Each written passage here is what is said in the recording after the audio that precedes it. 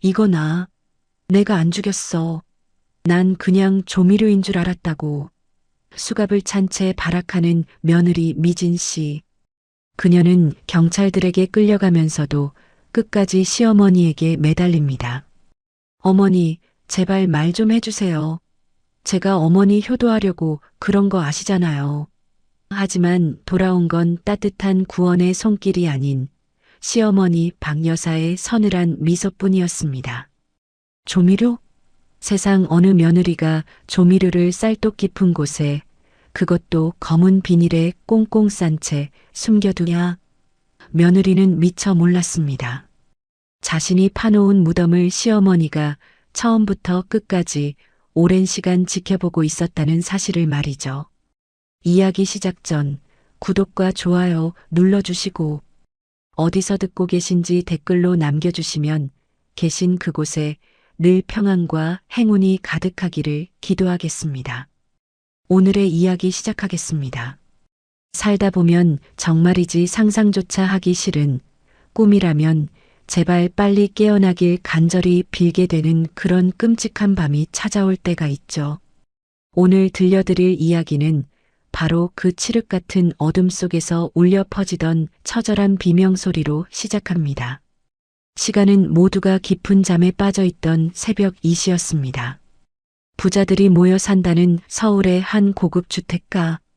가로등 불빛마저 졸고 있는 듯 고요하던 그 동네의 무거운 공기가 순식간에 산산조각 나버린 건 바로 그 순간이었습니다. 마치 지옥문이 열리는 신호탄이라도 되는 것처럼 날카롭고 신경질적인 119 구급차의 사이렌 소리가 적막한 골목을 파고들었습니다. 그 소리가 어찌나 크고 요란하던지 자고 있던 동네 개들이 일제히 컹컹 짖어대기 시작했고, 전신주에 앉아있던 까마귀가 놀라 푸더덕거리며 날아오를 정도였죠. 곧이어 어둠 속에서 붉고 푸른 경광등 불빛이 미친 듯이 번쩍거리며 등장했습니다.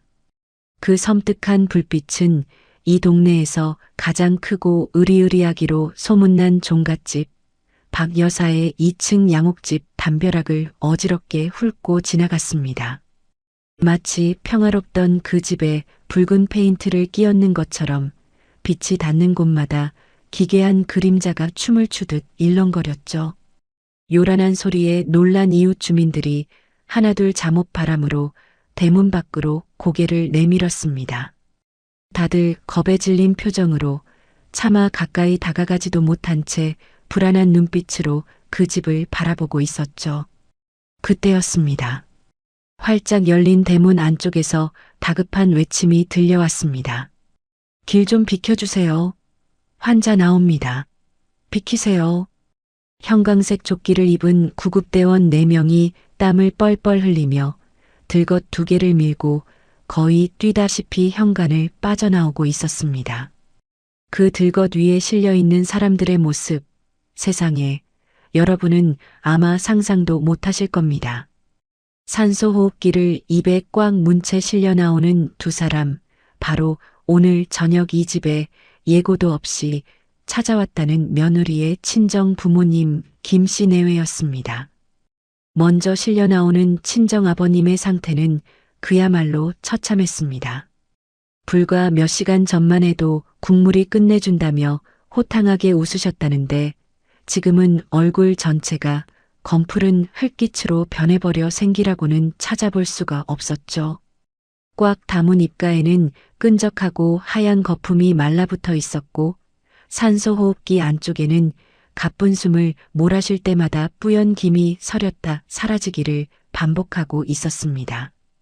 뒤이어 실려 나오는 친정 어머님 역시 의식을 잃은 채 몸을 뻣뻣하게 굳히고 간헐적으로 경련을 일으키고 계셨습니다. 그 짧은 순간 죽음의 그림자가 2 노인의 얼굴을 짙게 들이우고 있다는 걸 누가 봐도 알 수 있었습니다. 그리고 바로 그 뒤를 따라 마치 귀신처럼 머리를 산발한 여자가 비명을 지르며 대문을 뛰쳐나왔습니다. 바로 며느리 최미진 씨였죠. 엄마, 아빠, 안 돼.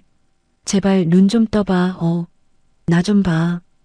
미진 씨의 몰골은 말이 아니었습니다. 얼마나 급하게 뛰쳐나왔는지 신발도 챙겨 신지 못한 맨발이었죠.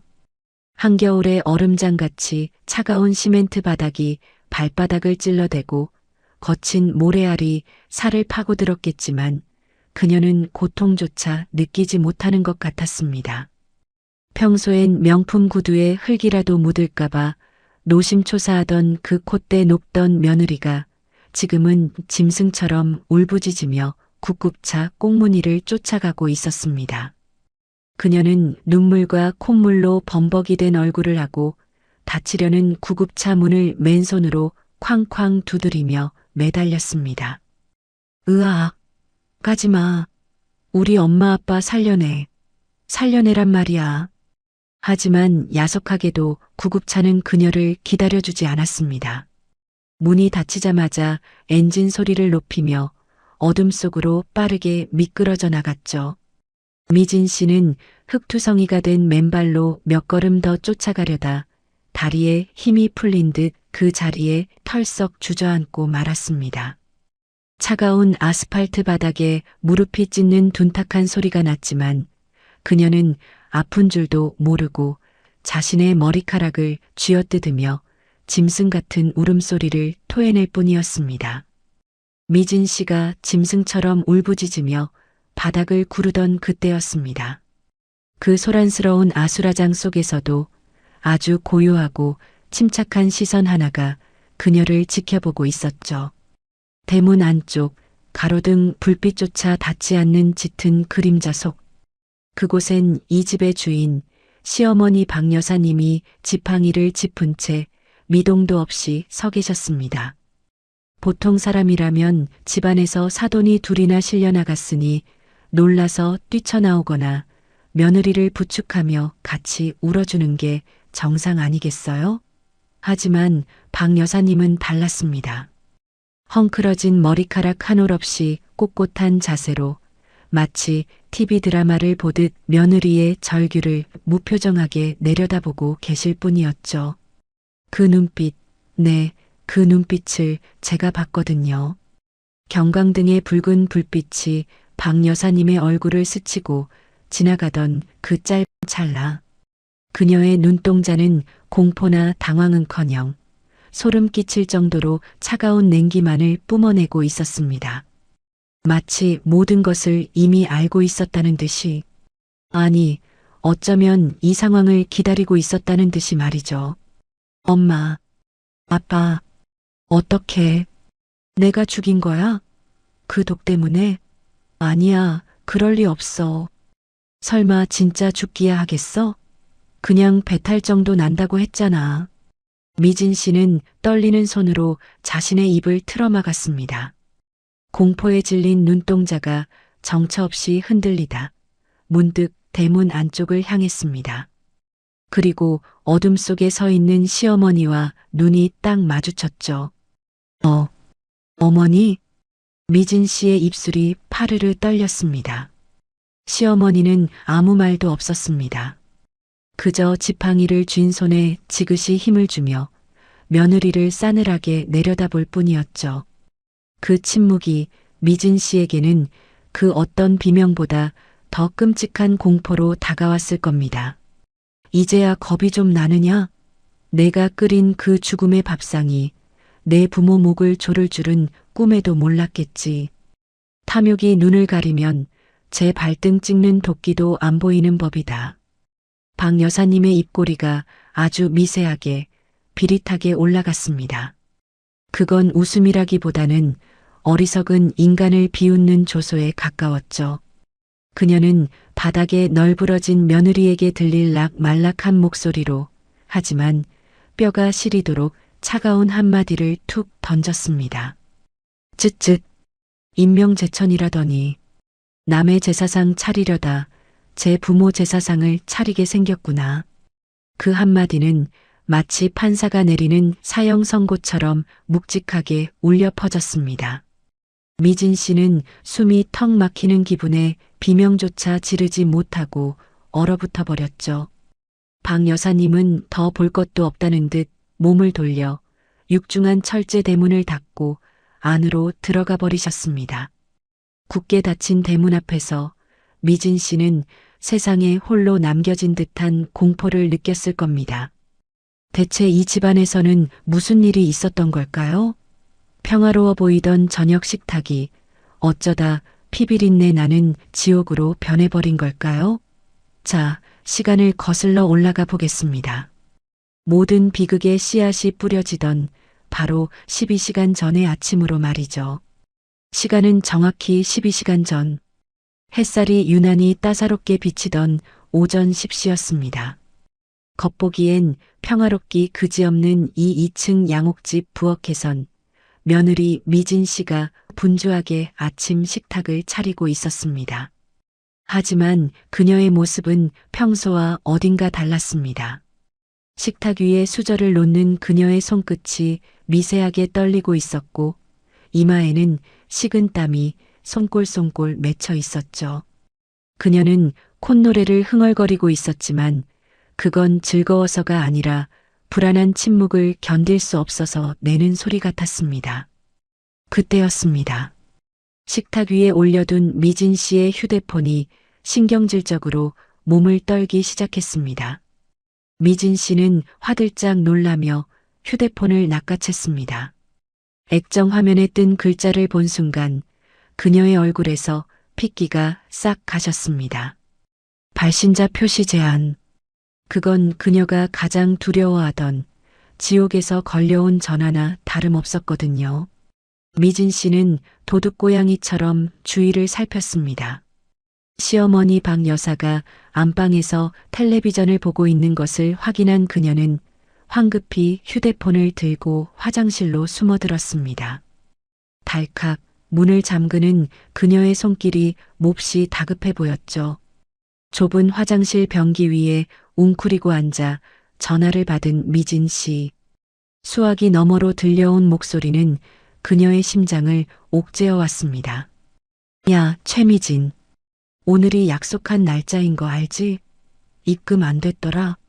저기, 사장님, 제발 하루만 더 시간을 주세요. 제가 어떻게든 융통해서. 시간? 장난하냐? 오늘 밤까지 입금 안 되면 바로 내 시어머니 찾아간다. 종갓집 며느리가 사채 써서 친정 빚 갚고 있다는 거 알면 그 동네 뒤집어지겠지? 아주 재밌겠어, 매몰차게 끊긴 전화기를 들고 미진 씨는 멍하니 거울을 바라봤습니다. 거울 속에 비친 여자는 화려한 명품 옷을 입고 있었지만 표정은 벼랑 끝에 몰린 쥐새끼처럼 초라하기 짝이 없었죠. 그녀는 휴대폰 뱅킹 앱을 켰습니다. 잔액 3,420원. 그 숫자가 그녀의 현실이었습니다. 이대로는 못 살아. 다 뺏길 거야. 이혼당하고 빈털터리로 쫓겨날 순 없어. 그래. 어머니 유산만 있으면 돼. 딱 눈 한 번만 감으면 모든 게 해결돼. 미진 씨의 눈빛이 순식간에 독하게 변했습니다. 그녀는 화장실 문을 열고 나와 마치 무엇에 홀린 사람처럼 부엌 구석에 있는 쌀독으로 향했습니다. 그리고 쌀독 깊숙한 곳에 손을 집어넣어 검은 비닐봉지 하나를 꺼내 들었죠. 그 안에는 정체를 알 수 없는 하얀 가루약이 들어 있었습니다. 미진 씨는 그 하얀 가루를 보며 마른 침을 꿀꺽 삼켰습니다. 그녀의 손에 들린 그것은 단순한 가루가 아니었습니다. 시어머니 박 여사를 영원히 잠재울, 그리고 자신의 인생을 바꿔줄 마지막 열쇠였으니까요. 과연 미진 씨는 그날 아침 무슨 짓을 저지르려 했던 걸까요? 이 끔찍한 비극의 서막이 바로 그 부엌에서 시작되고 있었습니다. 그렇게 12시간 전의 아침, 미진 씨는 마치 죄인처럼 화장실로 숨어들었습니다. 달칵 문을 잠그고 나서야 그녀는 참고 있던 숨을 몰아쉬며 전화를 받을 수 있었죠. 좁은 화장실 안 환풍기 돌아가는 소리가 유난히 크게 들려왔고 그녀는 변기 뚜껑 위에 주저앉아 몸을 한껏 웅크렸습니다. 수화기 너머로 들려오는 남자의 목소리는 거칠고 탁했습니다. 마치 쇠를 긁는 듯한 그 목소리가 미진 씨의 귓가에 달라붙어 떨어지지 않았죠. 야, 최미진. 전화 늦게 받네. 피하는 거냐? 아, 아니에요, 사장님. 제가 시어머니 눈치가 보여서. 시어머니? 아, 그 돈 많은 박 여사님? 야, 웃기지 마라. 내가 언제부터 시어머니 눈치 봤냐? 돈 나올 구석이라곤 그 노인네밖에 없어서 비위 맞추는 거 내가 모를 줄 알아? 미진 씨의 얼굴이 확 달아올랐습니다. 들키고 싶지 않은 치부를 정통으로 찔린 기분이었겠죠. 그녀는 행여나 거실에 있는 시어머니가 들을까봐 입술을 손으로 가리고 목소리를 낮췄습니다. 저기, 사장님 정말 죄송한데 딱 하루만 더 기다려주세요. 제가 어떻게든 융통해서 이자까지 쳐서 드릴게요. 네? 하루? 장난하냐? 내가 너 믿고 기다려준 게 벌써 몇 달이야. 오늘 밤 12시까지 입금 안 되면 나도 더는 못 참아. 바로 내 시댁으로 쳐들어갈 거야. 가서 확 까발려줄게. 고상한 척하는 종갓집 며느리가 친정 오빠 도박빚 갚느라 사채 끌어다 썼다고. 아주 동네방네 소문나면 볼만하겠네. 안 돼요. 제발 그것만은. 어머니 아시면 저 쫓겨나요. 사장님 제발요. 그러니까 입금하라고. 핑계대지 말고 돈으로 말해. 알았어? 전화는 매몰차게 끊어졌습니다. 뚜마이너스 하는 신호음이 화장실의 정적을 깨며 울려 퍼졌죠. 미진 씨는 힘이 풀린 손으로 휴대폰을 떨어뜨릴 뻔했습니다. 그녀의 손바닥은 식은땀으로 흥건하게 젖어 있었습니다. 거울 속에 비친 자신의 얼굴을 마주한 미진 씨. 명품 블라우스를 입고 화려한 귀걸이를 하고 있었지만 거울 속 여자는 벼랑 끝에 몰린 짐승처럼 헐떡이고 있었습니다. 그녀는 떨리는 손가락으로 휴대폰 뱅킹 앱을 켰습니다. 화면에 뜬 숫자는 너무나도 초라했습니다. 잔액 3,420원. 그게 그녀가 가진 전부였습니다. 수천만 원짜리 명품 가방을 들고 다니지만 당장 커피 한 잔 사 마실 돈도 없는 빈 껍데기. 그게 바로 최미진이라는 여자의 실체였던 겁니다. 이대로는 못 살아. 다 뺏길 거야. 그 독한 노인네가 이 사실을 알면 날 가만두겠어? 당장 빈털터리로 쫓겨나겠지. 이혼당하고 위자료는커녕 빚더미에 앉게 될 거야. 안 돼. 절대 그렇게 될 순 없어. 미진 씨는 입술을 피가 나도록 깨물었습니다. 공포는 곧 분노가 되었고 분노는 끔찍한 결심으로 이어졌습니다. 그녀의 눈빛이 순식간에 차갑게 가라앉았습니다. 그래. 어머니만 없으면 돼. 그 노인네 유산이면 이 빚 다 갚고도 남잖아. 어차피 아파서 골골대는 거 내가 좀 편하게 보내드리는 게 효도 아니겠어? 딱 눈 한 번만 감으면 모든 게 해결돼. 악마의 속삭임은 달콤했습니다. 미진 씨는 거울을 보며 매무새를 고쳤습니다. 그리고 화장실 문을 열고 나왔죠. 거실에서는 텔레비전 소리가 들려왔습니다. 시어머니 박 여사는 안방에 있는지 인기척이 없었습니다. 지금이 기회였습니다.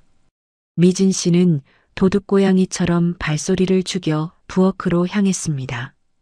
그녀의 시선이 꽂힌 곳은 부엌 구석, 장독대들이 모여 있는 곳에 놓인 커다란 쌀독이었습니다. 평소엔 쳐다보지도 않던 그 쌀독 앞에 쭈그리고 앉은 미진 씨. 뚜껑을 여는 그녀의 손이 미세하게 떨리고 있었습니다. 쌀독 안에는 뽀얀 쌀알들이 가득 차 있었습니다. 미진 씨는 그 차가운 쌀알들 사이로 손을 깊숙이 집어넣었습니다. 손끝에 닿는 서늘한 감촉에 소름이 돋았지만 그녀는 멈추지 않았습니다. 휘적휘적 쌀을 헤집는 소리가 고요한 부엌에 크게 울렸습니다.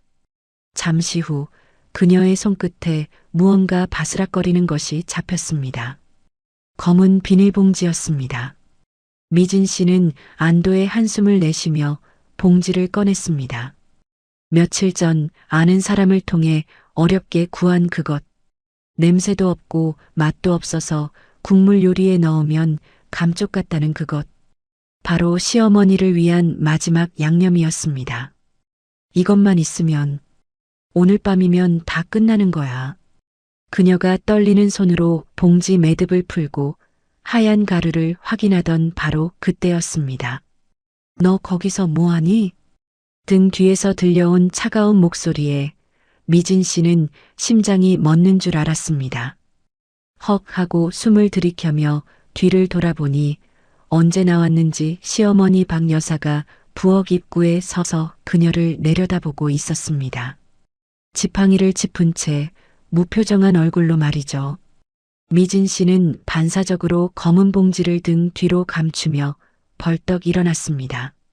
어머니, 언제 나오셨어요? 인기척이라도 좀 내시지. 인기척? 내가 내 집에서 걸어 다니는데 인기척까지 내야 하니? 그보다 너 쌀독에는 왜 손을 넣고 있어? 밥이라도 안 치게. 박 여사의 시선이 며느리의 등 뒤로 향했습니다. 미진 씨는 식은땀이 등줄기를 타고 흐르는 것을 느꼈습니다.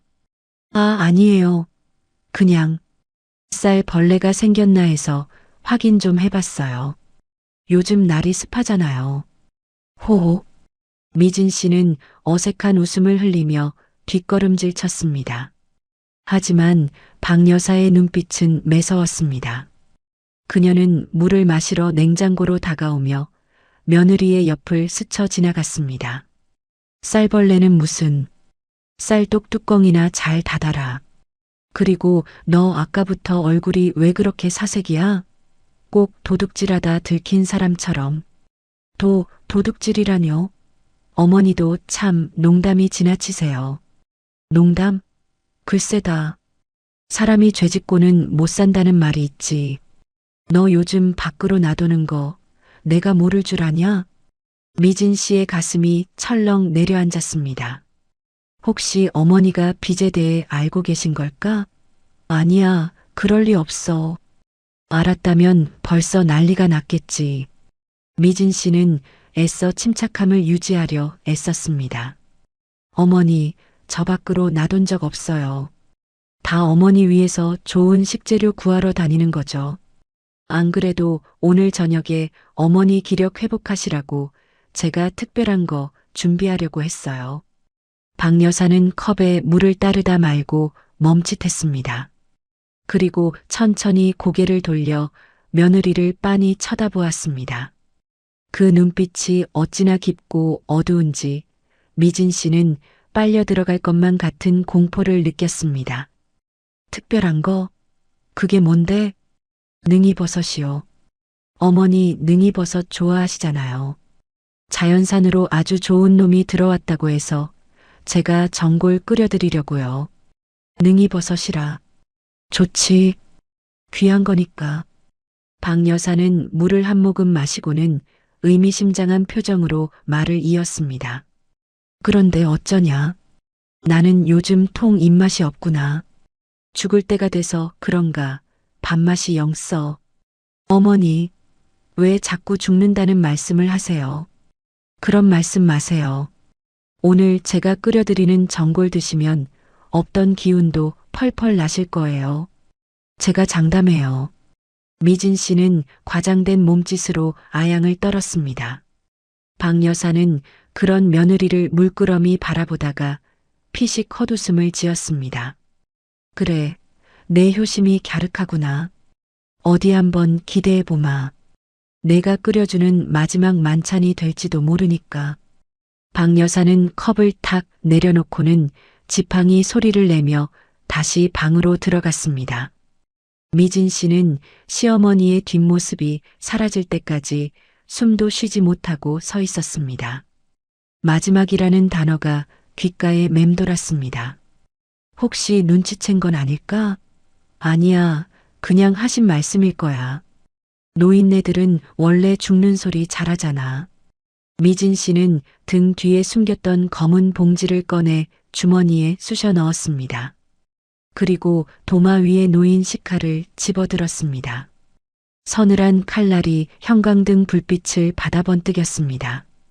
그녀의 얼굴에서 가식적인 미소가 사라지고 섬뜩한 살기가 떠올랐습니다. 그래요, 어머니. 오늘이 정말 마지막이 될 거예요. 제가 편안하게, 아주 편안하게 보내드릴게요. 저승 가서 아버님 만나시면 며느리가 차려준 밥상 참 맛있었다고 자랑이나 하세요. 미진 씨는 결심을 굳힌 듯 방으로 들어가 옷을 갈아입었습니다. 화려한 명품 코트를 걸치고 가장 아끼는 가방을 들었습니다. 시장에 가는 차림새치고는 지나치게 화려했지만 그녀에겐 중요하지 않았습니다. 오늘 밤 이 지긋지긋한 가난과 시집살이에서 해방될 거라는 생각에 벌써 마음이 들떠 있었으니까요. 그녀가 콧노래를 흥얼거리며 현관을 나설 때 2층 안방 창문 커튼 뒤에서 누군가가 그녀를 내려다보고 있었습니다. 박 여사였습니다. 커튼 틈 사이로 보이는 박 여사의 눈빛은 먹잇감을 노리는 매처럼 날카롭고 차가웠습니다.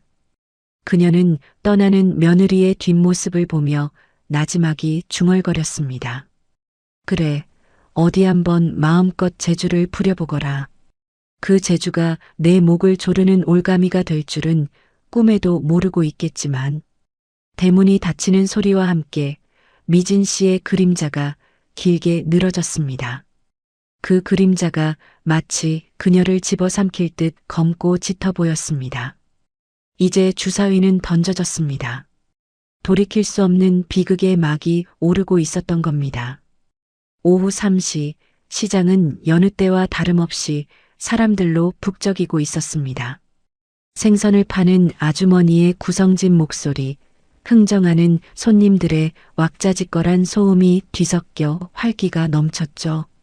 그 시끄러운 시장통 한복판에 유난히 튀는 차림새의 여자가 등장했습니다. 바로 미진 씨였습니다. 명품 코트를 휘날리며 또각또각 구두 굽소리를 내는 그녀의 모습은 시장 풍경과는 전혀 어울리지 않았지만 그녀는 아랑곳하지 않고 건어물 가게 앞으로 성큼성큼 다가갔습니다. 사장님, 여기 제일 좋은 능이버섯 있죠? 우리 시어머니 드릴 건데 아주 실하고 좋은 놈으로 주세요. 가격은 상관없으니까 제일 비싼 걸로요. 미진 씨의 목소리는 평소보다 한 옥타브 높았습니다.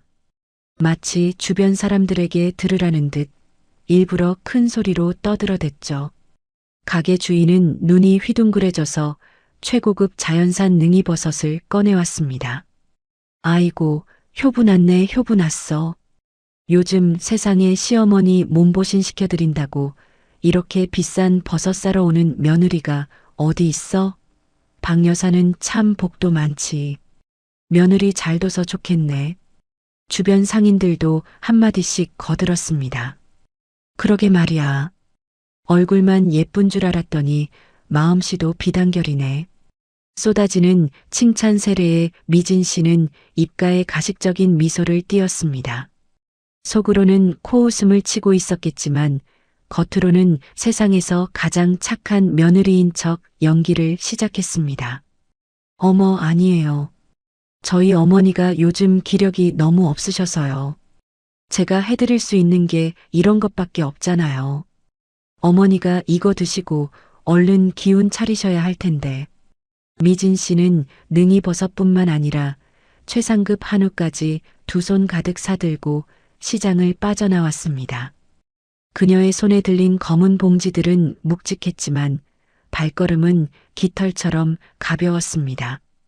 그 봉지 안에 든 것이 시어머니를 위한 보약이 아니라 자신의 욕망을 채워줄 재물이라고 생각하니 웃음이 절로 나왔기 때문입니다. 집으로 돌아온 미진 씨는 곧바로 부엌으로 향했습니다. 그녀는 찬장 깊숙한 곳을 뒤져 먼지 쌓인 냄비 하나를 꺼냈습니다. 그것은 시어머니 박 여사가 시집올 때 해왔다는 좋기 50년은 된 낡은 녹그릇 정볼 냄비였습니다. 세월의 흔적으로 거무튀튀하게 변했지만 박 여사가 끔찍이도 아끼는 물건이었죠. 미진 씨는 그 냄비를 수세미로 벅벅 문질러 닦으며 중얼거렸습니다. 이 냄비도 오늘이 마지막이네. 어머니 가시는 길에 동무나 해드리라고 같이 묻어드려야겠어. 가스레인지 위에 냄비를 올리고 육수를 붓자 금세 보글보글 끓어오르는 소리가 부엌을 채웠습니다. 미진 씨는 사온 능이버섯과 소고기를 아낌없이 썰어 넣었습니다. 시간이 지나자 능이버섯 특유의 진한 흙내음과 고소한 고기 향이 어우러져 기가 막힌 냄새가 집안 구석구석으로 퍼져나갔습니다. 누가 맡아도 군침이 돌 만큼 먹음직스러운 냄새였습니다. 전골이 거의 다 끓어갈 무렵 미진 씨는 가스불을 약하게 줄이고 주위를 두리번거렸습니다. 거실은 텅 비어 있었고 안방문은 굳게 닫혀 있었습니다. 정막만이 감도는 집안, 들리는 건 오직 냄비가 끓는 소리와 자신의 거친 심장박동 소리뿐이었습니다. 지금이야. 미진 씨는 주머니에 넣어두었던 검은 비닐봉지를 꺼냈습니다. 아침에 쌀독에서 찾아낸 바로 그 하얀 가루약이었습니다. 그녀의 손이 미세하게 떨리고 있었습니다. 아무리 독한 마음을 먹었어도 사람의 목숨을 끊는 일 앞에서는 본능적인 공포가 밀려오는 법이니까요. 하지만 그녀는 멈추지 않았습니다. 떨리는 손으로 봉지를 열고 하얀 가루를 끓고 있는 전골 냄비 위로 가져갔습니다. 후두둑. 하얀 가루가 짙은 갈색 국물 위로 쏟아져 내렸습니다. 가루가 닿는 순간 국물이 일시적으로 뿌옇게 변하며 치익 소리를 냈습니다. 마치 냄비가 비명을 지르는 것 같았죠. 미진 씨는 화들짝 놀라 국자로 국물을 휘저었습니다. 다행히 가루는 금세 뜨거운 국물에 녹아들어 흔적도 없이 사라졌습니다. 전골은 다시 먹음직스러운 자태를 뽐내며 보글거렸습니다. 미진 씨는 국자 끝에 남은 국물 냄새를 킁킁 맡아보았습니다. 능이버섯의 향긋한 냄새만 날 뿐 독약 특유의 냄새는 전혀 나지 않았습니다. 완벽했습니다. 그녀의 입꼬리가 비릿하게 올라갔습니다. 안도의 한숨을 내쉬며 냄비 뚜껑을 덮으려던 찰나였습니다. 끽. 아주 미세한 소리였지만 극도의 긴장 상태였던 미진 씨의 귀에는 천둥 소리처럼 들렸습니다. 그녀는 소스라치게 놀라며 뒤를 돌아보았습니다. 거실 쪽 방문이 아주 살짝 손가락 하나 들어갈 만큼 열려 있었습니다. 그리고 그 좁은 문틈 사이로 누군가의 눈이 보였습니다. 형광등 불빛을 받아 번뜩이는 그 눈동자. 그것은 바로 시어머니 박 여사의 눈이었습니다. 박 여사는 문틈으로 부엌을 훔쳐보고 있었습니다. 며느리가 주머니에서 약봉지를 꺼내는 모습, 냄비에 가루를 털어넣는 모습, 그리고 국자로 휘젓고 냄새를 맡는 모습까지 그 모든 과정을 숨소리 하나 내지 않고 지켜보고 있었던 겁니다. 미진 씨는 너무 놀라 비명조차 지르지 못했습니다. 굳어버린 몸으로 멍하니 문틈을 응시했죠. 하지만 박 여사는 며느리가 자신을 발견했다는 사실조차 모르는 듯 문을 벌컥 열거나 뛰쳐나오지 않았습니다. 대신 아주 천천히 소리 없이 문을 다시 닫았습니다. 달칵? 어머니는 안방에서 주무시고 계실 텐데 일어나셨으면 인기척이 있었겠지. 그녀는 애써 자신을 안심시키며 가슴을 쓸어내렸습니다. 하지만 식은땀은 멈추지 않았습니다. 한편 다시 닫힌 문 뒤에서 박 여사는 입을 틀어막고 주저앉아 있었습니다. 그녀의 온몸이 사시나무 떨듯 격렬하게 떨리고 있었습니다. 믿고 싶지 않은 현실이었습니다. 아무리 며느리가 믿고 돈을 밝혀도 설마 사람을 죽일 거라고는, 그것도 시어머니인 자신에게 독을 먹일 거라고는 상상조차 하지 못했으니까요. 배신감과 공포, 그리고 형언할 수 없는 슬픔이 노인의 가슴을 후벼 팠습니다. 박 여사는 떨리는 손으로 벽에 걸린 남편의 사진을 어루만졌습니다. 사진 속 남편은 환하게 웃고 있었지만 박 여사의 눈에서는 뜨거운 눈물이 주르륵 흘러내렸습니다. 여보, 보고 있어요? 당신이 며느리라고 들이라던 저 아이가 지금 내 밥그릇에 독을 탔어요. 내가 헛살았나 봐요. 자식 농사도 며느리 농사도 다 망쳤어요. 박 여사는 소리 없는 오열을 토해냈습니다. 하지만 그녀의 눈물은 오래가지 않았습니다. 슬픔이 지나간 자리에 차가운 분노가 들어찼기 때문입니다. 그녀는 눈물을 쓱 닦아내고 지팡이를 꽉 쥐었습니다. 눈빛이 매섭게 변했습니다. 그래, 내가 기어이 선을 넘는구나. 내 목숨을 노리고 덫을 놓았다면 그 덫에 누가 걸리는지 똑똑히 보여주마. 부엌에 있는 미진 씨는 방 안에서 무슨 일이 벌어지는지 꿈에도 모른 채 다시 콧노래를 흥얼거리고 있었습니다. 그녀는 찬장에서 가장 좋은 수저 세트를 꺼내 정성스럽게 닦았습니다. 반짝이는 숟가락에 자신의 얼굴이 비치자 그녀는 거울을 보듯 요리조리 얼굴을 뜯어보며 화장을 고쳤습니다. 입술이 좀 지워졌네. 어머니 가시는 길인데 예쁘게 배웅해 드려야지. 그녀는 빨간 립스틱을 덧바르고 음파음파 입술을 맞부딪혔습니다. 거울 속 여자가 섬뜩하게 웃고 있었습니다. 전골 냄비에서는 여전히 보글보글 소리가 났고 하얀 김이 모락모락 피어올랐습니다. 그 김이 마치 며느리의 검은 욕망처럼 집안의 공기를 무겁게 짓누르고 있었죠. 미진 씨는 냄비 장갑을 끼고 뜨거운 전골 냄비를 들어 올렸습니다. 이제 드시기만 하면 돼. 심장마비. 그래, 노인네들은 자다가도 가는 게 심장마비라잖아. 의사들도 의심 안 할 거야. 완벽해. 그녀는 주문을 외우듯 중얼거리며 식탁으로 향했습니다. 식탁 중앙에 독이 든 전골 냄비를 놓고 시어머니의 밥그릇과 수저를 냄비 바로 앞에 정갈하게 세팅했죠. 모든 준비는 끝났습니다.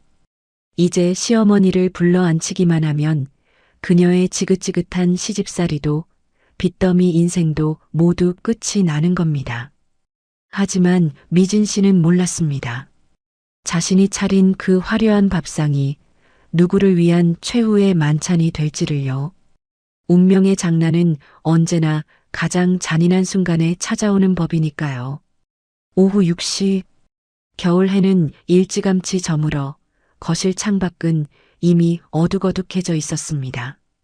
부엌 식탁 위에는 미진 씨가 정성스럽게 차린 죽음의 만찬이 완성되어 있었습니다. 식탁 중앙에는 하얀 김을 내뿜는 능이버섯 전골 냄비가 위용을 뽐내고 있었고 그 바로 앞 상석에는 시어머니 박 여사의 밥그릇과 수저가 가지런히 놓여 있었습니다. 미진 씨는 마지막으로 식탁을 점검했습니다. 냄비의 위치, 수저의 각도, 물컵의 물기 하나까지 완벽했습니다. 이제 시어머니가 저 숟가락을 들고 국물을 떠먹기만 하면 되는 겁니다. 미진 씨는 마른 침을 꿀꺽 삼키고는 쿵쿵거리는 심장을 진정시키며 안방을 향해 밝은 목소리로 외쳤습니다. 어머니, 식사하세요. 다 차렸어요. 바로 그 순간이었습니다. 딩동 마이너스 딩동 마이너스 딩동 마이너스. 고요했던 집안의 정적을 깨고 현관 초인종 소리가 신경질적으로 울려 퍼졌습니다. 한 번도 아니고 연거푸 3번이나 눌러대는 소리였습니다. 미진 씨는 화들짝 놀라 어깨를 움찔했습니다. 이 시간에 올 사람이 없는데 누구지? 택배인가? 그녀가 의아해하며 인터폰 화면을 확인하기도 전에 현관문이 덜컥 열리는 소리가 들렸습니다. 그리고 왁자지껄한 소음과 함께 찬바람에 섞인 땀 냄새가 거실로 훅 끼쳐 들어왔습니다. 아이고 춥다 추워. 미진아, 우리 왔다. 문이 열려 있네. 사돈 어른 계시나? 미진 씨는 자신의 눈을 의심했습니다. 현관에 들어선 사람들은 다름 아닌 그녀의 친정 부모 김씨 내외였습니다. 아버지는 술 기운이 올라 얼굴이 불긋불긋했고 어머니는 시장 바구니를 든 채 요란하게 신발을 벗어 던지고 있었습니다. 예고도 없는 그야말로 날벼락 같은 방문이었습니다. 미진 씨는 머리를 한 대 얻어맞은 듯 멍하니 서 있다가 사색이 되어 현관으로 달려갔습니다. 엄마, 아빠, 아니 연락도 없이 여긴 웬일이야? 웬일은 무슨 웬일이야? 근처 지나가는데 내 시댁에서 밥 냄새가 기가 막히게 나길래 들렀지. 안 그래도 배고파 죽겠는데 잘 됐다. 친정 엄마는 딸의 당황한 표정은 아랑곳하지 않고 코를 킁킁거리며 거실로 성큼성큼 들어섰습니다. 미진 씨는 다급하게 부모님의 앞을 막아섰습니다. 안 돼. 오늘 안 돼.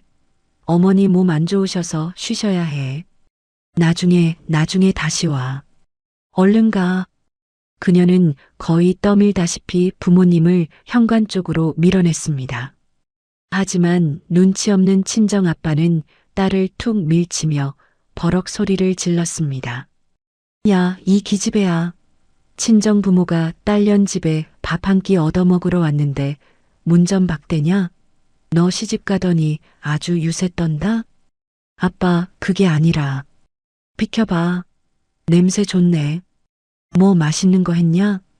아버지는 막무가내로 딸을 뿌리치고 부엌으로 직행했습니다. 그리고 식탁 위에 차려진 진수성찬을 보자마자 눈이 휘둥그레졌습니다. 이야, 이거 뭐야? 능이버섯 전골 아니냐? 세상에 귀한 자연산을 통째로 넣었네. 우리 사위가 돈 좀 썼나 보다. 아버지는 감탄사를 연발하며 식탁 의자를 빼고 털썩 주저앉았습니다. 어머니도 질세라 따라 들어와 가방을 던져두고 식탁에 자리를 잡았습니다. 어머, 이 고기 때깔 좀 봐. 이거 2+1 한우네. 야, 너 혼자서 이런 거 해먹고 살았냐? 부모는 맨날 김치에 밥 비벼 먹는데 호강이 넘친다 넘쳐. 미진 씨는 등줄기에 식은땀이 비 오듯 쏟아지는 것을 느꼈습니다. 눈앞이 캄캄했습니다. 저 냄비에는 독이 들어 있습니다. 시어머니를 죽이려고 탄 치사량의 독약이 보글보글 끓고 있는데 친정 부모가 그 앞에 앉아 입맛을 다시고 있는 겁니다. 안 돼. 먹으면 안 돼. 미진 씨는 입술이 파르르 떨렸습니다. 당장이라도 냄비를 엎어버리고 싶었지만 그랬다간 시어머니에게 들킬 게 뻔했습니다. 그녀는 덜덜 떨리는 손으로 아버지의 팔을 잡아 끌었습니다. 아빠, 제발 일어나. 내가 나가서 고기 사드릴게. 갈비 사드릴게. 여기는 안 돼. 어머니 식사하실 거란 말이야. 아이고 참, 밥상 다 차려놨는데 어딜 나가. 사돈 어른이랑 같이 먹으면 되지.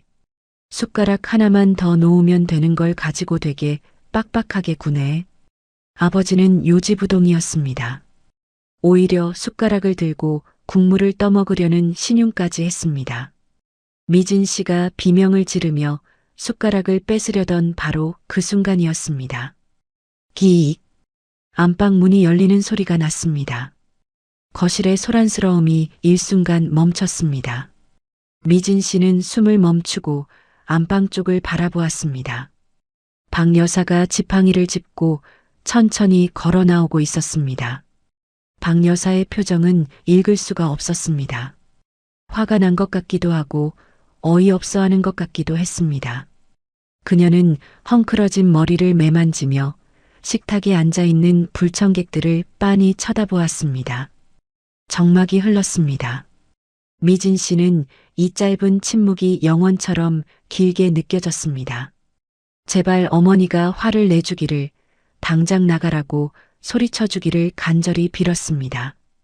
그래야 부모님을 쫓아낼 명분이 생기니까요. 하지만 친정 부모는 염치라곤 약에 쓰려도 없는 사람들이었습니다. 아버지는 입가에 묻은 침을 쓱 닦더니 언제 그랬냐는 듯 사람 좋은 웃음을 지으며 박 여사에게 인사를 건넸습니다. 아이고, 사돈어른, 안녕하셨습니까? 저희가 근처에 볼 일이 있어서 왔다가 밤 냄새에 홀려서 그만 실례를 했습니다. 허허, 어머니도 옆에서 거들었습니다. 사돈, 몸은 좀 어떠세요? 안 그래도 미진이가 시어머니 몸보신 시켜드린다고 좋은 거 해먹인다길래 궁금해서 와봤어요. 세상에, 상다리가 부러지겠네. 박 여사는 아무 대꾸 없이 지팡이 소리를 내며 또각또각 식탁으로 다가왔습니다. 미진 씨는 고개를 들 수가 없었습니다. 시어머니의 시선이 자신의 정수리에 꽂히는 것만 같았습니다. 그녀의 하얗게 질린 얼굴에는 공포가 서려 있었습니다. 제발, 제발 나가라고 해주세요, 어머니. 미진 씨는 속으로 비명을 질렀습니다. 하지만 박 여사의 입에서 나온 말은 미진 씨의 기대를 산산조각 내버렸습니다. 박 여사는 아주 천천히 고개를 끄덕이더니 입가에 기묘한 미소를 지으며 말했습니다. 아이고, 사돈 어른들이 오셨군요. 누추한 곳에 잘 오셨습니다. 그 목소리는 너무나도 온화하고 친절했습니다. 하지만 그 친절함 속에 숨겨진 서늘한 냉기를 공포에 질린 미진 씨만은 느낄 수 있었습니다. 박 여사는 며느리를 흘끗 쳐다보고는 다시 사돈 내외를 향해 말했습니다. 안 그래도 혼자 밥 먹기가 적적하던 참이었는데 마침 잘 됐네요. 식사 전이시죠? 같이 드시지요. 아이고, 감사합니다.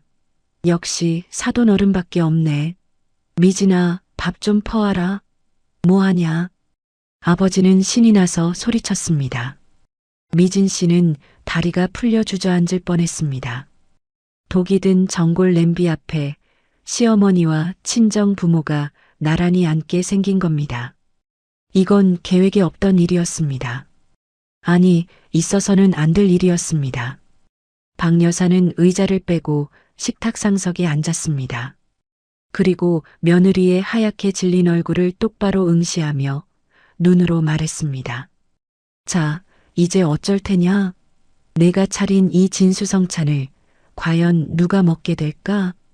미진 씨의 심장이 터질 듯 쿵쾅거렸습니다. 그녀는 부엌 한 구석에 서서 이 끔찍한 상황을 어떻게든 되돌려보려 머리를 굴렸지만 아무런 방법도 떠오르지 않았습니다. 그저 멍하니 보글보글 끓고 있는 전골 냄비와 그 위로 피어오르는 하얀 도끼를 바라볼 뿐이었습니다. 식탁 상석에 앉은 박 여사는 세상에서 가장 온화한 미소를 짓고 있었습니다. 그녀는 지팡이를 의자 옆에 내려놓고 두 손을 가지런히 모으며 사돈 내외를 바라보았습니다. 그 눈빛이 어찌나 따뜻하고 인자한지 방금 전 부엌 문틈으로 며느리의 범행을 지켜보던 사람이라고는 도저히 믿기지 않을 정도였습니다. 아이고, 사돈 어른들 오셨습니까? 누추한 곳에 잘 오셨습니다. 안 그래도 밥상이 너무 커서 혼자 먹기 적적했는데 이렇게 말동무가 되어주시니 제가 더 감사합니다. 박 여사의 환대에 친정 부모는 입이 귀에 걸렸습니다. 아버지는 식탁 의자를 끌어당겨 앉으며 너스레를 떨었습니다. 허허, 역시 사돈 어른은 통이 크시다니까. 우리 미진이가 시집 하나는 기가 막히게 잘 갔어. 안 그래, 여보? 그럼요, 그럼요. 사돈, 염치 불구하고 숟가락 좀 얹겠습니다. 냄새가 너무 좋아서 참을 수가 있어야지요. 친정 엄마도 기다렸다는 듯 자리를 잡고 앉아 숟가락과 젓가락을 챙겨 들었습니다. 그들은 마치 굶주린 하이에나처럼 식탁 중앙에 놓인 능이버섯 전골을 노려보고 있었습니다. 보글보글 끓어오르는 국물, 그 위로 피어오르는 하얀 김, 그 안에 치사량의 독이 들어있다는 사실은 꿈에도 모른 채 말이죠. 박 여사는 며느리를 흘끗 쳐다보았습니다. 미진 씨는 부엌 싱크대를 붙잡고 사시나무 떨듯 떨고 있었습니다. 얼굴은 백지장처럼 하얗게 질려 있었고 동공은 지진이 난 듯 흔들리고 있었죠. 박 여사는 그런 며느리를 향해 부드럽게 말을 건넸습니다. 예, 미진아. 넌 뭐하고 서 있니? 사돈 어른들 오셨는데 물이라도 한 잔 떠다 드려야지.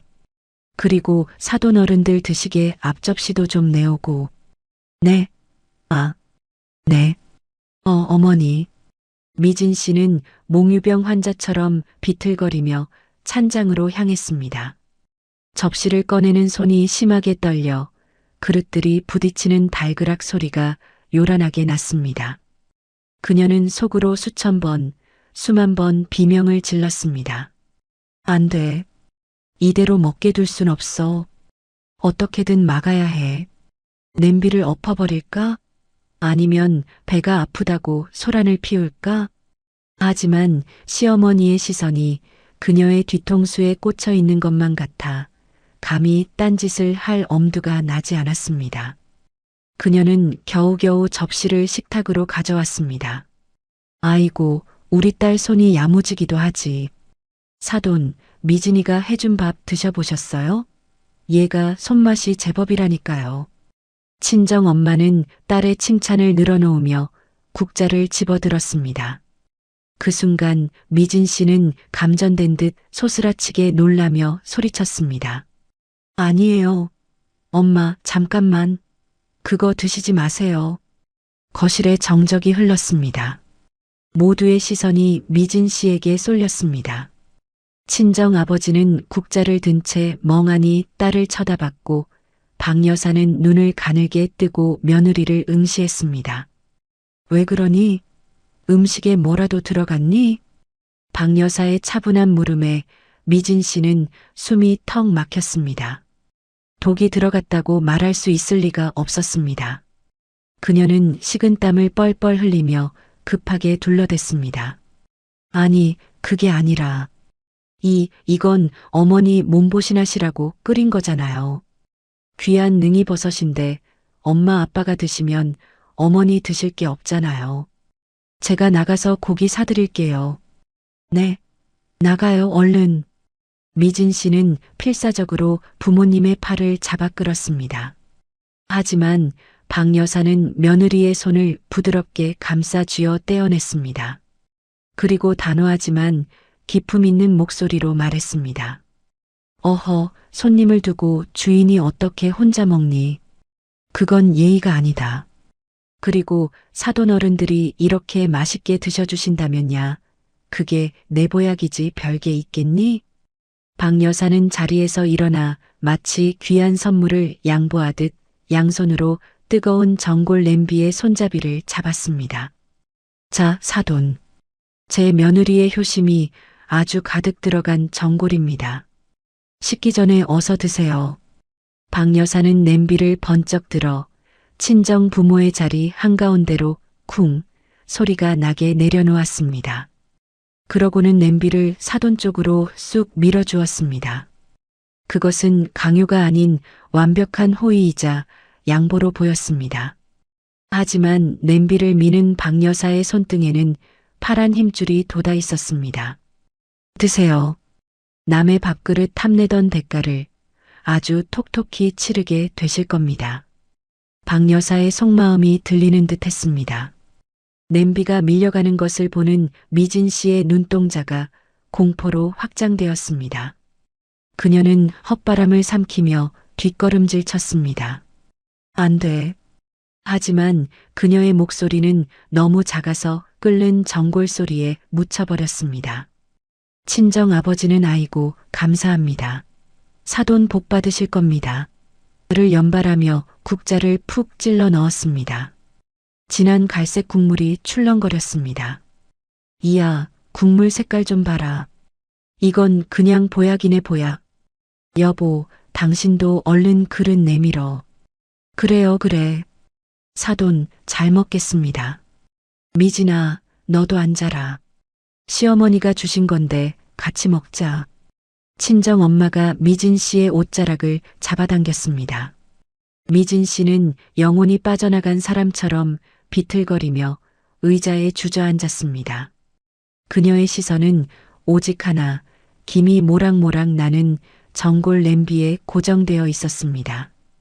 부엌 시계의 초침 소리가 똑딱 똑딱 하고 미진 씨의 귓가에 폭탄 시계처럼 크게 울려 퍼졌습니다.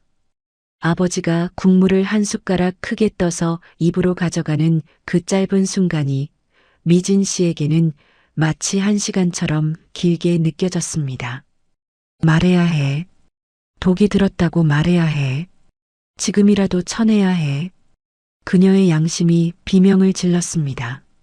하지만 동시에 또 다른 목소리가 그녀의 발목을 잡았습니다. 말하면 넌 끝이야. 살인미수로 감옥에 갈 거고 유사는커녕 땡전 한 푼 못 받고 쫓겨날 거야. 빈털터리로 평생을 빚쟁이한테 쫓기며 살래? 탐욕과 공포가 그녀의 입을 틀어막았습니다. 미진 씨는 식탁볼을 쥐어짜듯 움켜쥐며 눈을 질끈 감았습니다. 설마 한두 숟가락 먹는다고 죽겠어? 그냥 배탈이나 좀 나고 말겠지. 그래, 병원 가면 살 수 있을 거야. 모르는 척하자. 딱 눈 한 번만 감으면 돼. 꿀꺽. 친정 아버지가 뜨거운 국물을 삼키는 소리가 적막한 거실에 천둥처럼 울렸습니다. 미진 씨는 두려움에 떨며 실눈을 떴습니다. 아버지는 입맛을 다시며 감탄사를 내뱉었습니다. 캬, 국물이 끝내주네. 사돈, 진짜 안 드셔? 이거 혼자 먹기 아까운데. 아무 일도 일어나지 않았습니다. 아버지는 멀쩡했습니다. 미진 씨는 안도의 한숨을 내쉬었습니다. 꺼봐, 괜찮잖아. 독이 약한가 봐. 다행이다. 정말 다행이다. 그녀는 스스로를 합리화하며 가슴을 쓸어내렸습니다. 하지만 그녀는 몰랐습니다. 그 독은 서서히 하지만 확실하게 내장을 파괴하며 퍼져나간다는 것을요. 그리고 맞은편에 앉은 박 여사가 물 한 모금을 마시며 그 모든 광경을 차가운 눈으로 지켜보고 있다는 것을요. 많이 드세요. 제 며느리가 정성껏 준비한 마지막 식사니까요. 박 여사의 나지막한 한마디가 전골 끓는 소리에 섞여 허공으로 흩어졌습니다. 식탁 위에는 죽음의 향기가 짙게 배어나오고 있었지만 탐욕에 눈이 먼 사람들은 아무도 그것을 맡지 못했습니다. 오직 공포에 질린 미진 씨만이 다가올 파국을 예감하며 부들부들 떨고 있을 뿐이었죠. 거실에는 오직 후루룩 쩝쩝거리는 소리만이 가득 찼습니다. 친정 아버지는 국자로 뜬 전골 국물을 입으로 가져갔습니다. 그 짧은 순간이 미진 씨에게는 마치 영겁의 시간처럼 느껴졌습니다. 숟가락이 아버지의 입술에 닿고 뜨거운 국물이 목구멍을 넘어가는 꿀꺽 소리가 적막한 거실에 천둥처럼 울려 퍼졌습니다. 미진 씨는 눈을 질끈 감았다 떴습니다. 심장이 터질 것만 같았습니다. 당장이라도 아버지가 목을 움켜쥐고 쓰러질 것만 같았죠. 하지만 아버지는 눈을 동그랗게 뜨더니 감탄사를 내뱉었습니다. 캬, 국물이 아주 끝내주네. 여보, 이거 진짜 진국이야. 얼른 먹어봐. 그래요? 어디 나도 좀 줘봐요. 어머니도 질세라 국물을 떠먹었습니다. 두 노인은 맛있다, 맛있다를 연발하며 본격적으로 식사를 시작했습니다. 고기를 씹고 버섯을 삼키고 국물을 들이키는 소리가 미진 씨의 귓가에 끊임없이 들려왔습니다. 미진 씨는 식탁 아래서 자신의 허벅지를 꼬집었습니다. 손톱이 살을 파고들 정도로 세게 쥐어뜯었지만 육체적인 고통은 느껴지지 않았습니다. 머릿속에서는 전쟁이 벌어지고 있었으니까요. 지금이라도 쳐내야 해. 엄마, 아빠, 그거 독이야. 먹지 마. 라고 소리쳐야 해. 내가 미쳤지. 어떻게 부모한테 독을 먹여. 말해. 당장 말해. 양심이 비명을 지르며 그녀를 재촉했습니다. 입술이 달싹거렸습니다. 하지만 그 순간 또 다른 목소리가 그녀의 멱살을 잡았습니다. 말하면 넌 끝이야. 살인 미수범으로 감옥에 처박히고 싶어? 내 인생 여기서 끝장내고 싶어? 유산은커녕 빚더미에 깔려 죽을 텐데 빈털터리로 쫓겨나서 평생을 사채업자 피해 도망 다닐래? 탐욕과 공포가 양심을 집어삼켰습니다. 미진 씨는 흔들리던 눈동자를 고정하고 입을 꾹 다물었습니다. 그리고 스스로에게 최면을 걸 듯 속삭였습니다. 그래. 설마 죽기야 하겠어? 양이 그렇게 많지도 않았잖아. 그냥 배탈이나 좀 나고 말겠지. 그래. 식중독 정도로 끝날 거야. 병원 가서 위세척하면 살 수 있어. 괜찮아. 괜찮을 거야. 그녀는 부모의 생명을 담보로 끔찍한 도박을 걸었습니다. 자신의 안위를 위해 침묵을 선택한 것입니다. 그 비겁한 합리화가 그녀를 지탱하고 있었습니다. 친정 부모는 딸의 속도 모르고 신나게 식사를 이어갔습니다. 미진아, 너 요리 솜씨가 아주 일취월장했다? 간이 딱 맞네. 사돈, 우리 딸이 이렇게 야무져요. 그러게 말입니다. 냄새만 맡아도 기운이 솟는 것 같네요. 많이 드세요. 박 여사는 자신의 밥그릇에 물만 말아 깨작거리며 사돈 내외가 독이 든 음식을 비워가는 과정을 무표정하게 바라보았습니다. 마치 실험실의 연구원처럼 냉정하고 차가운 눈빛이었습니다. 박 여사의 시선이 닿을 때마다 미진 씨는 흠칫 놀라 몸을 떨었습니다. 어머니는 보고 계셔. 다 알면서도 보고 계신 거야. 내가 말하나 안 하나, 내가 부모를 살리나 죽이나 시험하고 계신 거야. 미진 씨는 시어머니의 의중을 깨닫고 등골이 서늘해졌습니다. 하지만 이미 늦었습니다. 그녀는 이미 침묵이라는 돌이킬 수 없는 강을 건너버렸으니까요. 친정 부모의 숟가락질은 멈출 줄 몰랐습니다. 냄비 바닥이 보일 정도로 국물이 줄어들었습니다. 미진 씨에게는 그 소리가 마치 부모님의 수명이 줄어드는 소리처럼 들렸습니다. 제발 그만 먹어. 제발 그만 먹고 가라고. 그녀는 속으로 애원했지만 부모님은 냄비를 싹싹 긁어 밥까지 말아드셨습니다. 아이고, 잘 먹었다. 배가 터질 것 같네. 아버지는 그릇째 들고 마지막 국물 한 방울까지 남김없이 마셨습니다. 그리고 만족스러운 듯 배를 두드리며 트림을 했습니다. 꺼. 사돈, 정말 잘 먹었습니다. 이런 보양식은 태어나서 처음이네요. 힘이 불끈불끈 솟는 것 같습니다. 그러게요. 어쩜 이렇게 속이 든든한지. 미진아, 너 덕분에 엄마가 호강한다. 어머니는 이쑤시개로 이를 쑤시며 웃었습니다. 그 해맑은 모습에 미진 씨의 눈시울이 붉어졌습니다. 하지만 그것은 부모에 대한 미안함보다는 자신의 운명에 대한 공포와 연민의 눈물이었습니다. 박 여사는 텅 빈 냄비를 물끄러미 바라보았습니다. 녹그릇 바닥이 깨끗하게 드러나 있었습니다. 그녀는 냅킨으로 입가를 닦으며 천천히 일어났습니다. 다 드셨군요. 정말 아주 깨끗하게도 드셨습니다. 박 여사의 목소리에는 묘한 여운이 담겨 있었습니다. 그녀는 며느리를 향해 돌아섰습니다. 미진아, 뭐하니? 상 치워야지. 사돈 어른들 배부르게 드셨으니 이제 과일이라도 내오너라. 네. 아, 네. 미진 씨는 허둥지둥 빈 그릇들을 치우기 시작했습니다. 손이 떨려 그릇이 달그락거렸습니다. 그녀는 빨리 이 끔찍한 식사 자리를 끝내고 싶었습니다. 부모님을 빨리 집으로 보내고 아무 일도 없었던 것처럼 숨고 싶었습니다. 엄마, 아빠, 다 드셨으면 이제 가. 늦었잖아. 미진 씨는 부모님의 등을 떠밀 듯 재촉했습니다. 얘는 밥 먹자마자 가라니. 과일 준다잖아. 좀 앉아 있어 봐라. 아니야, 어머니 피곤하셔. 얼른 가, 제발.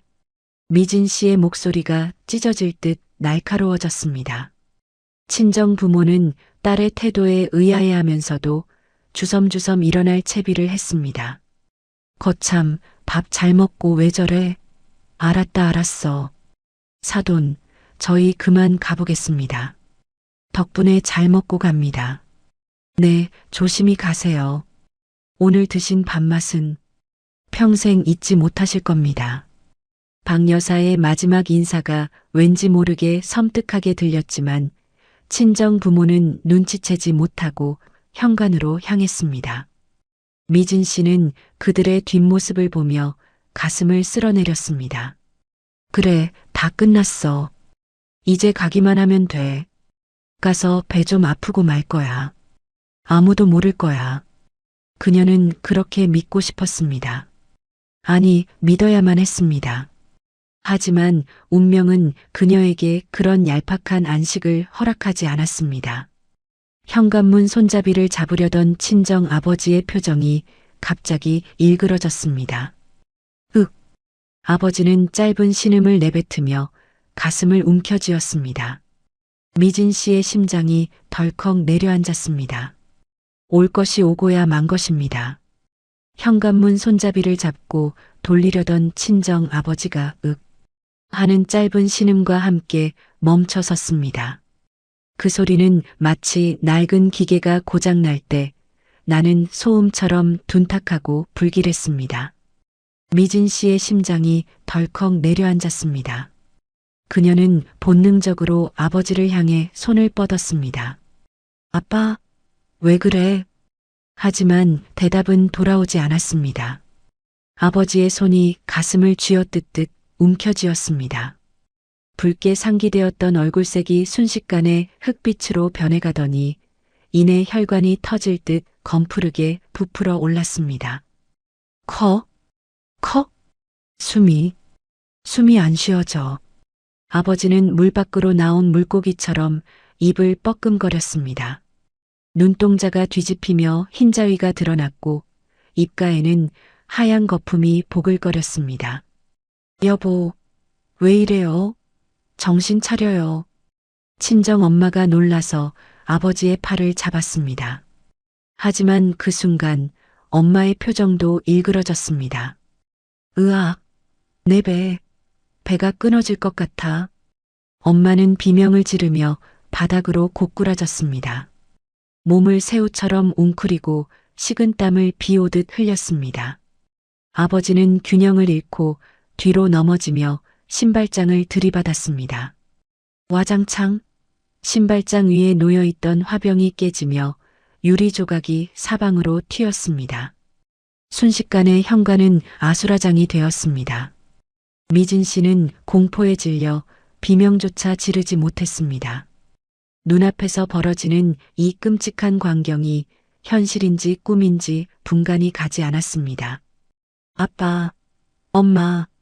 미진 씨는 뒤늦게 정신을 차리고 부모님에게 달려갔습니다. 바닥에 쓰러진 아버지는 온몸을 사시나무 떨듯 경련하고 있었습니다. 거품 섞인 토사물이 아버지의 턱을 타고 흘러내려 명품 셔츠를 적셨습니다. 아빠, 정신 차려. 나 좀 봐. 엄마. 미진 씨가 엄마를 흔들었지만 엄마는 이미 의식이 흐릿해져 초점 없는 눈으로 허공을 응시하며 뜨거워. 속이 타? 라는 말만 반복했습니다. 미진 씨의 머릿속이 하얗게 변했습니다. 독입니다. 자신이 끓인 그 전골, 시어머니를 죽이려고 넣었던 그 하얀 가루가 부모님의 내장을 파괴하고 있는 것입니다. 그녀는 덜덜 떨리는 손으로 아버지의 뺨을 때렸습니다. 안 돼. 죽으면 안 돼. 일어나. 일어나라고. 그때 발작을 일으키던 아버지의 손이 허공을 휘젓다가 미진 씨의 옷자락을 꽉 움켜쥐었습니다. 그 악력이 어찌나 강한지 미진 씨는 비명을 지를 뻔했습니다. 아버지의 뒤집힌 눈동자가 미진 씨를 노려보는 것 같았습니다. 마치 내가 우릴 죽였어라고 말하는 듯 했습니다. 이거 나. 아빠, 이거 놓고 숨 좀 쉬어봐. 미진 씨는 울부짖으며 아버지의 손을 떼어내려 했지만 죽음의 공포에 질린 손은 쇠갈고리처럼 그녀를 놓아주지 않았습니다. 119. 그래, 119 불러야 돼. 미진 씨는 허둥지둥 주머니에서 휴대폰을 꺼냈습니다. 하지만 손이 너무 심하게 떨려 패턴 비밀번호조차 풀 수가 없었습니다. 몇 번이나 틀린 패턴을 입력하다가 결국 휴대폰을 미끄러운 바닥에 떨어뜨리고 말았습니다. 아, 제발. 그녀는 바닥을 기어가 휴대폰을 주우려 했습니다. 그때 거실 쪽에서 차분하고 또렷한 목소리가 들려왔습니다. 여보세요? 119죠? 여기 사람이 죽어갑니다. 미진 씨는 고개를 돌려 거실을 바라보았습니다. 시어머니 박 여사가 전화기를 들고 서 있었습니다. 아비규환이 된 현관과는 달리 박 여사가 서 있는 거실은 너무나도 고요하고 평온해 보였습니다. 네, 주소는? 네, 맞습니다. 노인 2명입니다. 급성 중독 증세를 보이고 있어요. 빨리 와주세요. 박 여사는 신고를 마치고 수화기를 내려놓았습니다. 그리고 천천히, 아주 천천히 지팡이를 짚고 현관으로 걸어왔습니다. 그녀는 바닥에 널브러져 고통스러워하는 사돈 내외와 공포에 질려 주저앉은 며느리를 무표정하게 내려다보았습니다. 어머니. 미진 씨는 덜덜 떨며 시어머니를 올려다보았습니다. 박 여사의 눈빛에는 그 어떤 동요도 연민도 없었습니다. 그저 더러운 것을 보는 듯한 경멸과 차가운 분노만이 서려 있을 뿐이었습니다. 왜 그렇게 놀라니? 보약이라며. 내가 내 손으로 정성껏 끓인 보약 먹고 주무시는 건데 왜 그렇게 소란을 피워? 박 여사의 싸늘한 한마디가 미진 씨의 가슴에 비수처럼 꽂혔습니다. 알고 계셨어요? 다 알고 그러신 거예요? 알다마다. 아침에 내가 쌀독에서 뭘 꺼냈는지, 전골 냄비에 뭘 넣었는지 내가 모를 줄 알았더냐? 미진 씨는 숨이 턱 막혔습니다. 시어머니는 모든 것을 알고 있었습니다. 알면서도 모른 척 며느리가 판 함정에 며느리의 부모를 밀어넣은 것입니다. 어떻게 그러실 수가 있어요? 사람이 죽어가잖아요. 우리 엄마 아빠라고요. 미진 씨는 앙을 쓰며 대들었습니다. 적반하장이었습니다. 박 여사는 기가 차다는 듯 헛웃음을 지었습니다. 내 부모는 사람이고 시어미는 벌레냐? 너는 내 밥그릇에 독을 탈 때 망설임이라도 있었니? 나는 사돈들께 밥을 권했을 뿐이다. 그 밥을 탐내고 뺏어 먹은 건 내 부모고 그 밥에 독을 탄 건 바로 너야. 누구를 탓해? 박 여사의 호통에 미진 씨는 할 말을 잃었습니다. 반박할 수 없는 진실이었습니다. 이 모든 비극은 자신의 탐욕에서 시작된 것이니까요. 옆에서 친정 엄마가 기괴한 소리를 내며 거품을 토했습니다. 몸이 활처럼 휘어졌다가 축 늘어졌습니다. 경련이 멈췄습니다. 그것은 진정이 아니라 생명이 꺼져간다는 신호였습니다. 엄마, 안 돼. 죽지 마. 미진 씨는 엄마에게 달려들어 가슴을 압박했습니다. 심폐소생술을 시도했지만 엄마의 입에서 뿜어져 나오는 숨결에서는 역겨운 약 냄새가 진동했습니다. 자신이 쌀독에서 꺼내 냄비에 털어넣었던 바로 그 죽음의 냄새였습니다. 살려내. 제발 살려내. 미진 씨는 피범벅이 된 바닥에 이마를 찌으며 오열했습니다. 자신의 손으로 부모를 죽였다는 죄책감, 그리고 이제 모든 것이 끝장났다는 절망감이 그녀를 짓눌렀습니다. 멀리서 윙마이너스 하는 사이렌 소리가 들려오기 시작했습니다. 소리는 점점 가까워져 집 앞 골목까지 다다랐습니다. 박 여사는 열린 현관문 밖으로 보이는 붉은 경광등 불빛을 바라보며 나지막이 의졸였습니다. 탐욕이 끌어넘치니 결국 제사를 태우는구나. 뿌린 대로 거두리라. 박 여사의 독백이 미진 씨의 통곡 소리와 뒤섞여 허공으로 흩어졌습니다. 구급대원들이 대문 안으로 뛰어들어오는 발소리가 들렸습니다. 이제 심판의 시간이 다가오고 있었습니다. 1시간 후 병원 응급실 복도는 차가운 소독약 냄새와 무거운 침묵으로 가득 차 있었습니다.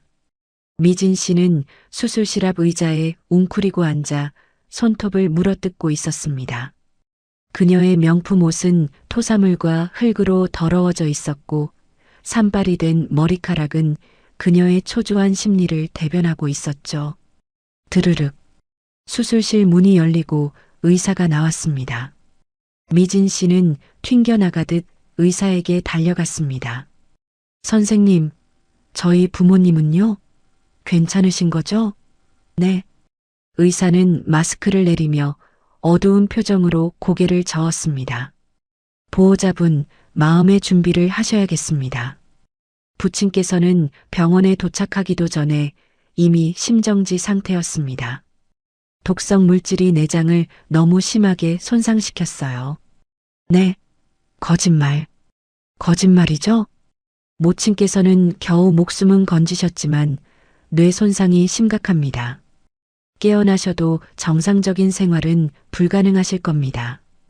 평생 누워 계셔야 할 수도 있어요. 도대체 무엇을 드신 겁니까? 위세척 결과 치사량의 독극물이 검출되었습니다. 미진 씨는 다리에 힘이 풀려 바닥에 주저앉았습니다. 아버지는 돌아가셨고 어머니는 식물인간이 되었습니다. 자신의 손으로 끓인 전골 한 그릇이 부모의 인생을 난도질해버린 것입니다. 아, 안 돼. 아빠, 엄마. 그녀가 병원이 떠나가라 오열하고 있을 때 저벅저벅 군화 소리가 들려왔습니다. 고개를 들어보니 경찰관 3명이 그녀를 에워싸고 있었습니다. 최미진 씨 되십니까? 부모님을 독살하려 한 혐의로 긴급 체포합니다. 당신이 끓인 음식물에서 맹독성 농약 성분이 검출되었습니다. 형사가 수갑을 꺼내 들자 미진 씨는 기겁하며 뒤로 물러섰습니다. 아니에요. 제가 안 그랬어요. 전 그냥 몸보신하시라고 천연 조미료를 넣은 것뿐이에요. 그 조미료가 상했나 보죠. 억울해요. 그녀는 끝까지 거짓말을 늘어놓았습니다. 자신이 살인자가 되는 것만은 피하고 싶었으니까요. 천연 조미료요? 국과수 감식 결과는 다릅니다. 그리고 목격자도 있습니다. 형사의 말에 미진 씨의 눈이 휘둥그레졌습니다. 목격자라니? 그때 형사들 뒤에서 지팡이를 짚은 박 여사가 천천히 걸어 나왔습니다. 어머니. 미진 씨는 지푸라기라도 잡는 심정으로 시어머니에게 매달렸습니다. 어머니는 아시잖아요. 제가 효도하려고 끓인 거, 저 가루가 비싼 천연 조미료라고 했잖아요. 제발 형사님한테 말 좀 해주세요. 네. 미진 씨는 시어머니의 바짓가랑이를 잡고 애원했습니다. 하지만 박 여사는 더러운 벌레를 떼어내듯 며느리의 손을 매몰차게 뿌리쳤습니다. 그리고 형사를 향해 입을 열었습니다. 형사님, 제 며느리가 하는 말은 다 새빨간 거짓말입니다. 조미료요? 세상 어느 며느리가 쌀독 깊은 곳에 조미료를 검은 비닐봉지에 싸서 숨겨둡니까? 쌀독이라뇨. 어머니 왜 그러세요? 미진 씨가 발악했지만 박 여사의 목소리는 흔들림이 없었습니다. 오늘 아침 제가 똑똑히 봤습니다. 며느리가 도둑고양이처럼 부엌에 숨어들어서 쌀독에 숨겨둔 하얀 가루를 꺼내는 거려. 손을 덜덜 떨면서 주머니에 넣더군요. 저는 그게 제 밥상에 올라올 독인 줄 알면서도 며느리가 멈추기를 기다렸습니다. 하지만 결국 제 부모에게 먹이더군요. 박 여사의 서늘한 증언에 형사들의 눈빛이 매서워졌습니다. 들으셨죠? 쌀독에서 발견된 가루와 당신 주머니에 있는 가루, 성분 대조하면 다 나옵니다. 서로 가시죠. 철컥. 미진 씨의 손목에 차가운 수갑이 채워졌습니다. 안 돼. 이거 풀어. 내가 안 죽였어. 돈 때문에 그런 거 아니야. 미진 씨가 발버둥 칠 때 응급실 입구에서 고함이 들려왔습니다. 최미진, 내가 인간이야? 뒤늦게 소식을 듣고 달려온 친정 오빠들이었습니다. 그들은 아버지가 죽고 어머니가 쓰러졌다는 사실, 그리고 범인이 동생이라는 사실에 이성을 잃고 달려들었습니다. 돈 때문에 부모를 죽여? 내가 그러고도 사람 새끼냐? 내놔. 우리 아빠 살려내. 오빠들은 경찰의 제지에도 불구하고 미진 씨의 머리채를 잡고 흔들었습니다. 오빠, 나 아니야. 억울해. 닥쳐. 너 빚 때문에 그랬지? 유산 노리고 그랬지? 더러운 년 꼴도 보기 싫다. 가족들에게조차 버림받은 미진 씨는 바닥에 내동댕이 쳐졌습니다. 그녀는 헝클어진 머리카락 사이로 시어머니를 올려다보았습니다. 박 여사는 그 아수라장 속에서도 흐트러짐 없이 그저 차갑게 며느리의 몰락을 지켜보고 있었습니다. 미진 씨는 그제야 깨달았습니다. 자신이 판 함정에 자신이 갇혔다는 것을요. 어머니, 잘못했어요. 한 번만 용서해 주세요. 미진 씨는 뒤늦은 후회의 눈물을 흘렸지만 박 여사는 말없이 등을 돌렸습니다. 경찰차에 태워져 끌려가는 며느리의 절규가 병원 복도에 메아리 쳤습니다. 시간은 흘러 1년이 지났습니다. 박 여사의 집 마당에는 따뜻한 봄 햇살이 내리쬐고 화단에는 꽃들이 만발해 있었습니다. 박 여사는 마루에 앉아 따뜻한 차를 마시며 신문을 보고 있었습니다. 신문 일면에는 익명의 독거노인 수백억 전 재산사회 환원이라는 기사가 실려 있었습니다. 그녀가 기부한 그 돈은 며느리 미진 씨가 그토록 탐내던, 그리고 부모를 죽음으로 몰고 갔던 바로 그 유산이었습니다. 돈 때문에 사람이 죽고 사는 지옥 같은 현실 속에서 박 여사는 그 돈을 가장 필요한 곳에 내놓음으로써 악순환의 고리를 끊어낸 것입니다. 박 여사는 찻잔을 내려놓고 텅 빈 며느리의 방 쪽을 바라보았습니다. 이제 그 방에는 탐욕도, 거짓도, 살이도 남아있지 않았습니다. 오직 평화로운 정적만이 감돌 뿐이었죠. 박 여사는 입가에 온화한 미소를 띠며 나지막이 혼잣말을 남겼습니다. 욕심이 밥상을 덮으면 그게 곧 제사상이 되는 법이지. 밥은 그저 따뜻하게 나눠 먹을 때가 제일 맛있는 거란다. 카메라는 박 여사의 평온한 얼굴과 마당의 핀 꽃들을 비추며 서서히 멀어집니다. 탐욕 없는 삶이 주는 진정한 행복을 보여주며 길고 길었던 비극은 막을 내립니다. 자신을 위해 차린 독든 밥상이 돌고 돌아 결국 부모님의 제사상이 되어버린 며느리의 비극. 참으로 많은 생각을 하게 만드는 밤입니다. 미진 씨가 그토록 탐냈던 유산은 신기루처럼 사라졌지만 모든 것을 비우고 나눔을 택한 박 여사님의 미소는 그 어느 때보다 풍요로워 보였죠. 탐욕은 눈을 멀게 하지만 비움은 마음의 눈을 뜨게 한다는 평범한 진리를 다시금 깨닫게 됩니다. 여러분의 삶에서도 욕심을 내려놓음으로써 비로소 찾아왔던 평화로운 순간이 있었나요? 혹은 살아가면서 뿌린 대로 거둔다는 삶의 이치를 깊이 실감했던 경험이 있다면 댓글로 들려주세요. 오늘 들려드릴 이야기는 여기까지입니다. 이야기 속 주인공에게 전해주고 싶은 말이 있다면 댓글로 남겨주세요. 여러분이 남겨주신 그 따뜻한 한 줄이 누군가에게는 다시 살아갈 큰 위로가 될지도 모릅니다. 오늘 하루도 치열하게 사느라 참 고생 많으셨습니다. 감사합니다.